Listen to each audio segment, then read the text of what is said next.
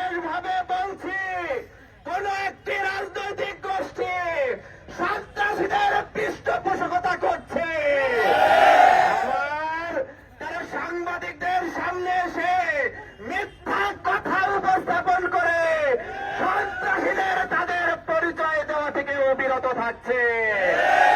সংগ্রামী তৌহিদি জনতা, আমি আজকে নাম উল্লেখ করে বলতে চাই না শেরপুরে কারা চাঁদাবাজি করে, কারা সন্ত্রাসী করে, এ বিষয়ে প্রত্যেকজন ব্যবসায়ী আপামর শেরপুরবাসী অবগত রয়েছে কিনা।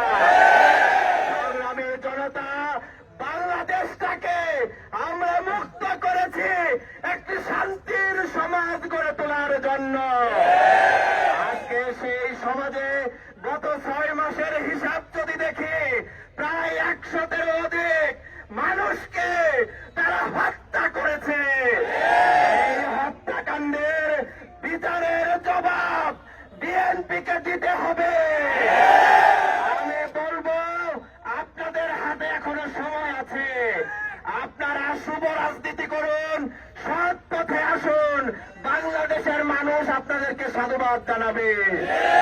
আমরা বলবো, আপনারা যদি এই সন্ত্রাসের পথ, চাঁদাবাজের পথ ছেড়ে না দেন, বাংলাদেশ জামাত ইসলামী আপামর জনতাকে নিয়ে যে দুর্বার আন্দোলন গড়ে তুলেছে, সেই আন্দোলনের মাধ্যমে আমরা একটি পরিসমাপ্তি আনবো এদেশে ন্যায়ের বিজয়ের মাধ্যমে।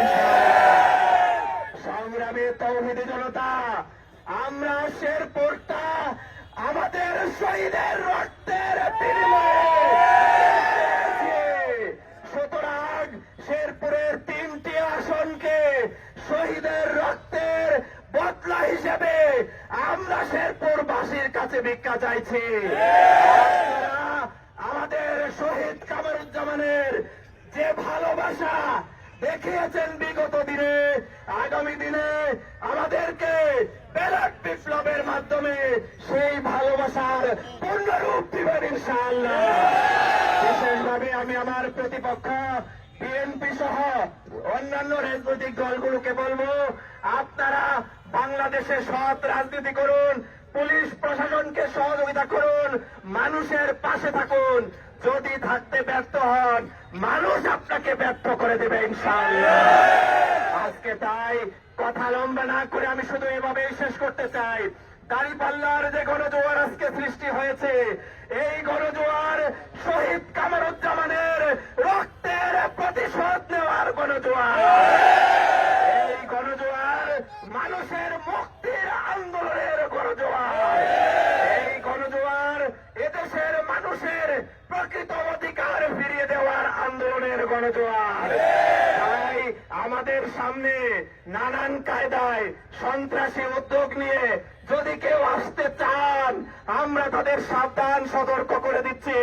শেরপুরের মানুষ আপাতত ধৈর্য ধরেছে, মানে আপনারা একথা মনে করে নিয়েন না যা ইচ্ছা তাই করবেন।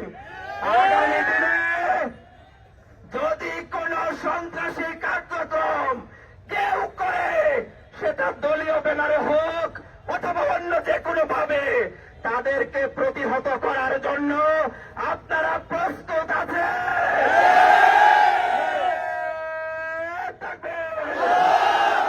সন্ত্রাসীদের ঠিকানা